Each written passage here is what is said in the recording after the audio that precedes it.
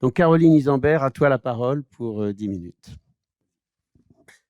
Merci beaucoup. Merci aux organisateurs pour cette belle invitation. Je pense que c'est à la fois une joie teintée d'angoisse de se dire qu'on est dans le moment auquel on peut réfléchir à l'expérience du Covid sans savoir si elle est totalement derrière nous ou devant nous. En tout cas, il semble qu'on ait un peu de répit. En tout cas, je pense qu'on pourra en reparler, peut-être pas tout le monde, sur cette question du Covid qui nous donne cette occasion d'échanger et notamment sur cette thématique de la démocratie sanitaire. Le cœur de la crise sanitaire, je travaillais pour l'association AIDE à l'époque et je pense qu'il faut tout simplement rappeler quelles ont été les conditions extrêmement matérielles des acteurs habituels de la démocratie sanitaire et les plus évidents, ils ne sont pas tout seuls du tout, mais que sont les associations de patients. Les associations de patients, elles n'ont pas échappé à l'effet de stupeur, d'inquiétude, de désorganisation qui a traversé l'ensemble des institutions, organismes, lieux d'apprentissage du pays. Et ça a été particulièrement fort pour les associations de patients parce qu'il s'est posé très vite une question qui paraît aujourd'hui résolue, mais quand on se replace dans le contexte de février 2020, c'est tout à fait différent de savoir pour ma pathologie, entre guillemets, pour la pathologie dont les intérêts sont défendus dans l'association, est-ce que le Covid va être mortel? Combien des adhérents à l'association risquent finalement d'y passer? Il faut se souvenir, et ça a amené toutes les associations de patients à se réorienter dans un premier temps sur l'accompagnement des usagers et des adhérents. Pour le VIH, on a eu cette expérience très particulière qui est à la fois d'avoir un grand rejeu.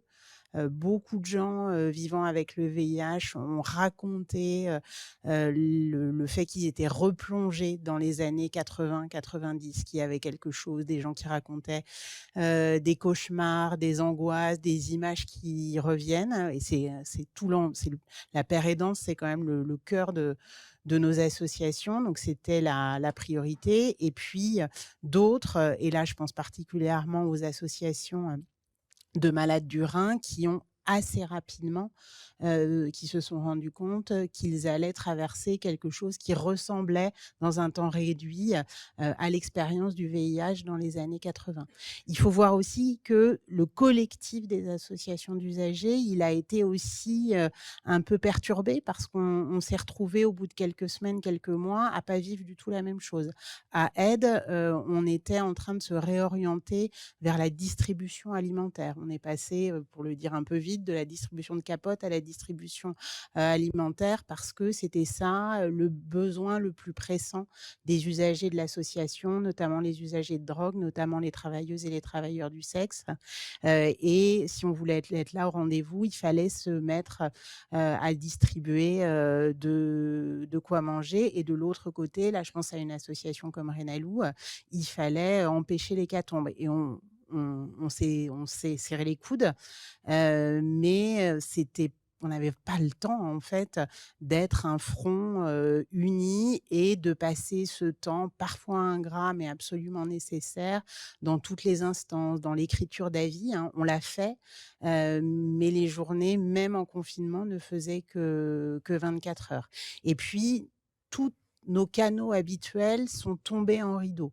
Il faut dire ce qui est pour les associations de lutte contre le VIH. Il y a des canaux pour discuter avec le ministère de la Santé, éventuellement avec l'Élysée, avec les autorités indépendantes type la Haute Autorité de Santé. Et là, eh bien, tout est tombé en rideau, c'est-à-dire que les tuyaux étaient pas assez grands. On a paré au plus pressé, par exemple, s'assurer que les gens allaient avoir des prolongations de droits, s'assurer que les personnes étrangères malades ayant un titre de séjour allaient voir leur titre de séjour prolongé. On a vraiment vraiment paré à ça et il faut reconnaître, je pense, par exemple, la CNAM s'est avérée un acteur assez réactif sur ces questions-là et puis il y a eu une autre phase où on a essayé d'apporter notre expertise, la réduction des risques, la prévention, le dépistage. On se sentait assez sûr de nous, du côté des associations, de lutte contre le VIH et on pensait vraiment qu'on avait, quelque chose à apporter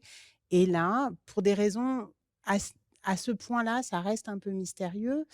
En plus, la nomination, du professeur Delfraissy, à la tête du comité scientifique avait été un signal fort, et là, on nous a pas écoutés. C'est-à-dire qu'on a envoyé, des contributions écrites, on a proposé nos services pour la formation et là, il y a quelque chose qui s'est complètement, refermé et entre le manque de volonté politique, le fait qu'on a, quand même, hein, le ministère de la santé, je crois que c'est 3 fois moins de fonctionnaires qu'il y a, 15 ans. Ça joue aussi, et bien, on n'a pas réussi à faire passer nos messages et on a regardé, ce qui, rétrospectivement paraissent quand même des choses, qui vont peser lourd et qui vont peser lourd pour la suite. Par exemple, les ambiguïtés autour du vaccin. Dire que ce vaccin et les vaccins qui étaient proposés, ils étaient extrêmement efficaces contre les formes graves et mortelles de la maladie, qu'on avait des essais cliniques qui le démontraient bien. En revanche,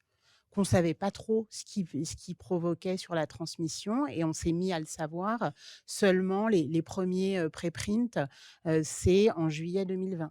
Et qu'il fallait engager la population, non pas dans un discours quand même parfois un peu compliqué de dire c'est efficace contre les formes graves, mais c'est bien aussi pour la transmission, mais on ne sait pas vraiment, dont on voit en fait que ça a fait le miel d'un certain nombre de forces assez malveillantes pour la santé publique, mais qu'on n'a pas eu, et alors ça, dans le VIH, on le savait, la capacité à dire les choses telles qu'elles étaient et à quand même faire le pari de l'intelligence collective.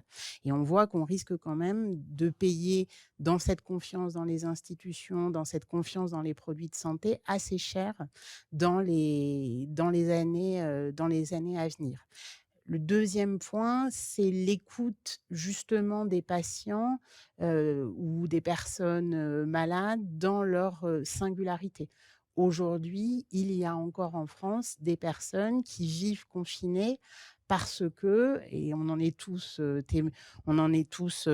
témoins ici, parce que le choix a été fait, d'abandonner le masque, mais d'avoir une gestion très verticale. C'est-à-dire que c'est l'État qui vous dit, vous portez le masque, vous portez pas le masque et on voit que c'est un outil qu'on s'est assez peu approprié comme un outil citoyen où on pourrait se dire: «Ah ben voilà, pour que telle association vienne, ça serait bien qu'à cette réunion-là, on mette tous le masque parce que eux, ça va les protéger». On voit bien que tous ces outils, hein, que sont, les gestes de protection, que sont le masque, que sont l'aération, cette gestion extrêmement verticale a été un frein à l'appropriation citoyenne et au fait que, alors qu'on va connaître de nouvelles vagues de Covid, je ne pense pas vous révéler un grand scoop, on en a quand même une appropriation, à la fois les chiffres ont montré que les gens ont suivi, mais qui passe par le haut et qui est pas forcément du côté, de la santé communautaire. Je voudrais donner un exemple et développer une petite, un peu étude de cas de quand ça fonctionne. Parce que le covid, on souligne beaucoup les choses qui ont pas fonctionné. Il y a des questions qui restent complètement ouvertes, c'est comment on fait marcher la démocratie sanitaire dans des temps extrêmement courts et dans des temps de gestion de crise. Mais je vais vous prendre un exemple de lutte contre issu de la lutte contre le VIH qui, me semble-t-il, réunit toutes les composantes et apporte des questions, justement, qui ont été soulevées pendant la crise. C'est l'exemple de la PrEP. La PrEP, c'est la prophylaxie pré-exposition. C'est des médicaments antirétroviraux, donc les médicaments qui sont utilisés en curatif contre le VIH, qui sont utilisés en préventif pour des personnes qui sont, très exposées, à un risque de contamination. La PrEP, ce qui est intéressant, c'est que ça part d'un besoin des personnes et d'un besoin qui n'était pas écouté. J'en parle d'autant plus, tranquillement que moi, avant, j'étais, dans une autre association qui s'appelle ACT UP, qui s'est beaucoup, fâchée avec AID, justement sur cette question de la prévention, et plutôt la prévention gay du VIH, sur la question de la place du préservatif. Je vais vraiment résumer et ceux qui connaissaient l'époque vont trouver que c'est très caricatural, mais tant pis.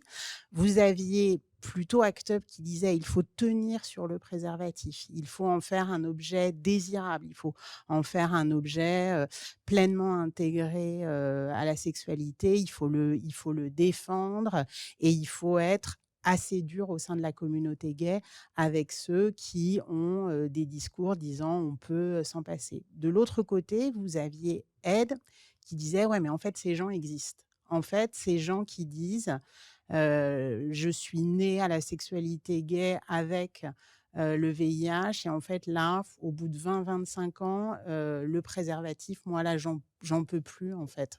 Ça correspond plus à ma vie, je me revendique pas forcément barebacker», c'était l'expression de l'époque, mais en fait, je n'arrive pas à me résoudre et ça ne correspond pas à la réalité de ma sexualité que de porter un préservatif, tout le temps et cetera, et il faudrait qu'il y ait d'autres outils. Et AID et d'autres, hein, vont se diriger vers une approche de réduction des risques sexuels, c'est-à-dire de dire: «Bah, peut-être que les gens vont pas porter le préservatif, mais ça n'empêche pas qu'il faut leur donner d'autres informations et d'autres moyens qui vont leur permettre de réduire leur exposition». Il va falloir les informer sur ce que sont les pratiques plus ou moins, contaminantes.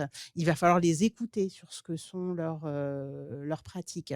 Je pense que je développe pas parce que j'ai pas beaucoup de temps, mais vous voyez bien le parallèle avec la question du vaccin et de pas se faire vacciner, hein. Est-ce qu'on donne d'autres outils à ceux qui font le choix de pas se faire vacciner? Et ça va susciter l'intérêt pour quelque chose que les cliniciens, mais les personnes vivant avec le VIH avaient constaté, c'est sur le fait que quand on prend des traitements, les gens qui prennent des traitements étaient quand même moins susceptibles de transmettre. Et grâce, à, tout ce mouvement, cette expérience des patients, on va se mettre sur cette piste purement scientifique, purement, thérapeutique de la PrEP. Mais c'est vraiment quelque chose qui naît, à la rencontre, je parle sous ton contrôle, hein, du mouvement, citoyen, du mouvement des personnes, concernées et de la science. Il va y avoir des recherches participatives, une très importante en France s'appelle Hypergay et c'est une recherche qui combine l'ANRS, l'Agence nationale de recherche contre le sida et aide, une recherche qui va finir par être publiée, dans les plus grands journaux, les plus sérieux, qui est vraiment la preuve parfois quand on dit, recherche-action, recherche participative, on sent parfois un petit soupçon de, est-ce que c'est aussi bien? Est-ce que c'est aussi rigoureux? Avec Hypergay, on a montré qu'on pouvait avoir une recherche pleinement participative. C'est le cas aussi de l'étude Parcours, sur les personnes vivant avec le VIH nées en Afrique subsaharienne, mais je m'étends pas dessus, mais qui est pleinement, légitime. Et ensuite, c'est un outil qui a été accompagné par les personnes elles-mêmes. Les consultations PrEP, vous allez à la fois le médecin et l'acteur communautaire. Il n'y a pas que des succès dans la PrEP et là aussi, les parallèles sont extrêmement forts avec le Covid. La PrEP aujourd'hui, ça marche extrêmement bien pour les hommes gays, qui vivent plutôt, dans les, grandes villes, qui étaient l'une des cibles, hein. Mais en fait, pour d'autres publics, comme les femmes nées en Afrique subsaharienne qui, font partie des populations en France qui ont des taux d'incidence extrêmement élevés, il y a une méconnaissance, très grande de l'outil alors que maintenant ça fait 6 ans que, on est en remboursement, plein et entier. Donc là aussi, même si on est c'est dans quelque chose qui est un peu exemplaire de, ce que doit être la santé participative communautaire, sur les questions des inégalités sociales, de genre, liées à l'origine de santé, on n'a pas encore trouvé, la martingale. Et puis, deuxième chose sur lequel, là aussi, les limites de la PrEP sont, particulièrement instructives et pour le Covid, également, c'est la façon dont toujours l'outil biomédical, l'outil médicament